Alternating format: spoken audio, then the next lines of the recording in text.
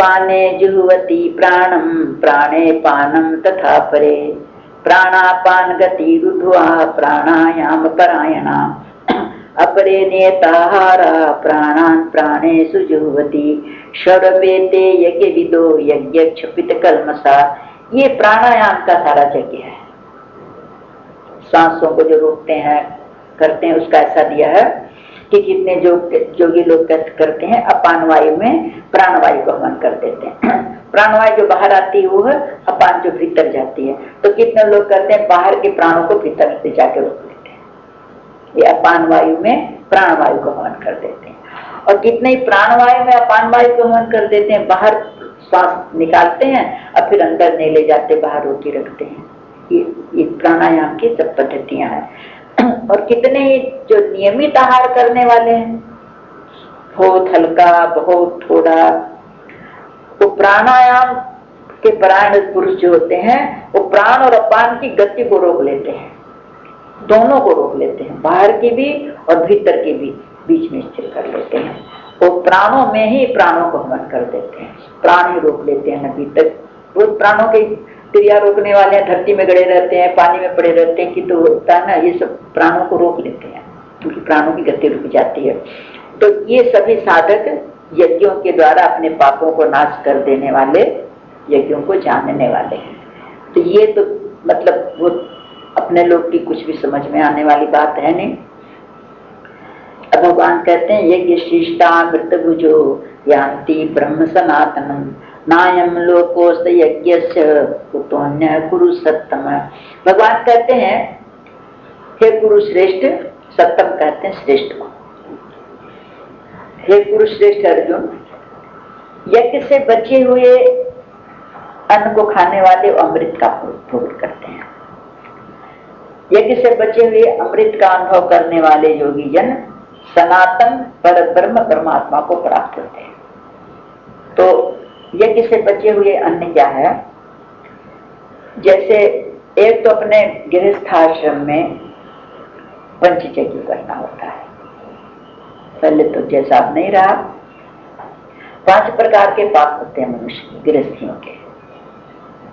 झाड़ू लगाने में, धोने आदि में, घर आदि धोने में, रसोई बनाने में, कपड़ा धोने में, अन्न आदि जो पिस के आते हैं सब में, इसको सब तो मिला करके 5 तरह के पाप होते हैं। वो होते ही हैं, बस के नहीं। तो इनकी निवृत्ति के लिए 5 यज्ञ हमेशा करना। पहले करते थे लोग, एक तो अग्नि में 5 आहुति डाले, भोजन बनाने के बाद भोजन की घी और चीनी और जरा सब अन्न रोटी या चावल जो भी हो उसका लेकर 5 आहुति अग्नि में देते थे। अच्छा, दूसरा कोई भी ब्राह्मण को भोजन देते थे। तो पहले के जमाने में ब्राह्मण बंधा रहता था, थाली कटोरी लेके आता था और घर में से उसको एक आदमी का 2 रोटी या 4 रोटी जो अपना घर में बंधा हुआ रहता था उसको देते थे, ले जाता था। 2-4 घर से लेता था तो अपने परिवार का पोषण होता था। आज कोई लेने वाला भी नहीं। अच्छा, एक गऊ को रोटी देना है और एक कुत्ते को रोटी देना है, 4। और एक कोई भी बाहर अतिथि आ गया, अभ्यागत आ गया। अभ्यागत तो होता है जो बाहर से खड़े होकर मांग ले, अतिथि हो जिनके आने की कोई तिथि नहीं, आ गए भोजन के समय कोई भी। तो ये 5 प्रकार का यज्ञ गृहस्थ के घर में होना चाहिए। चिड़ियों को चारा देते थे लोग, चिड़ियों को दाना देते थे लोग, कुत्ते को रोटी देते थे, ये सब यज्ञ है। तो कहते हैं कि जो इनसे बचा हुआ जो खाते हैं ना वो तो अमृत खाते हैं, और जो ये यज्ञ नहीं करते अपने लिए पकाते हैं और अपने लिए खाते हैं। तो कहते हैं जो यज्ञ नहीं करने वाले पुरुष हैं उन मनुष्यों के लिए तो इस संसार में भी सुख नहीं है, फिर परलोक कहां से सुख होगा। तो मतलब अब वो उस यज्ञ से भी मिलते हैं जिनका इंद्रियों का संयम नहीं है, जिनका अपने कर्मों पर संयम नहीं है, वो सुखी कहाँ रहेंगे। मन पर संयम नहीं है, इंद्रियों पर संयम नहीं है, तो विचारों पर संयम नहीं है, तो ये कहाँ सुखी रहेंगे। तो जब यहाँ ही वो नहीं सुखी है तो परलोक में कहाँ से सुख की क्या आशा करते हैं। कौन देखने गया परलोक? मरने के बाद मुक्ति, मरने के बाद मुक्ति कौन देखने गया? इसी संसार में रह करके शांति का अनुभव, वही तो मुक्ति है, वही तो मुक्ति है। स्वर्ग के लिए एक बार किसी ने पूछा था कि स्वर्ग क्या है? बोले स्वर्ग वो स्वर्ग कौन देखने गया है?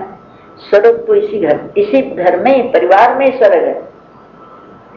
जिस घर में पुराना अन्न हो, नया घी हो, सुभाषिनी पत्नी हो और बच्चों के किलकिलाहट हो, वही तो स्वर्ग है। और स्वर्ग देखने कौन गया? जिसने देखा हुआ करके बताया नहीं।